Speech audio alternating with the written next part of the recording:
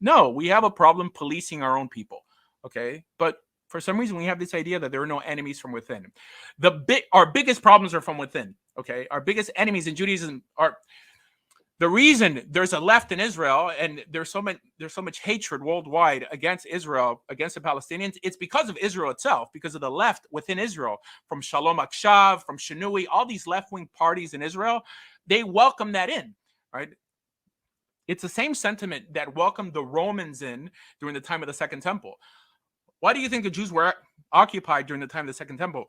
We were never invaded. We welcomed them in, right? So let's just be honest. But secular Jews are still Jews, though, because Judaism is not a religion; it's a peoplehood. Come on, man. You see, this guy knows how to push my buttons. Like he knows that I don't believe that. All right. Secular Jews are halakhically Jewish, but halakhically Jewish just means that you're legally Jewish. Doesn't mean that from God's perspective, that they are in any covenant with God. Okay.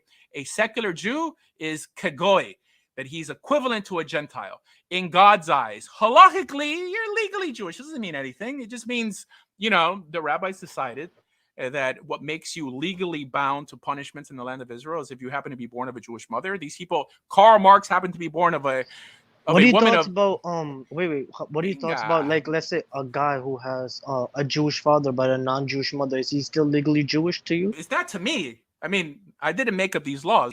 This word Jewish, and we're stuck with these words because of American culture, and I think America is the most influential nation in Jewish speech and Jewish life, right? That we think Jewish this, Jewish that. So if you lived in Russia, you'd be called a Hebrew.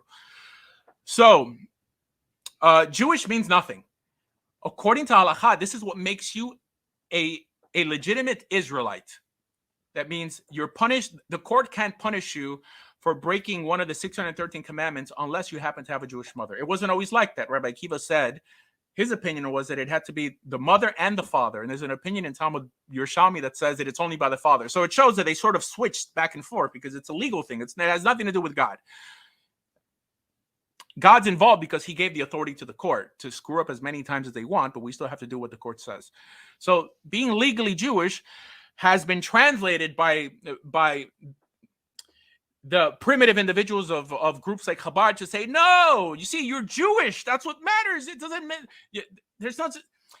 forget about being Jewish. Be proud of being in a covenant or not being in a covenant. That's it. We're a covenantal people.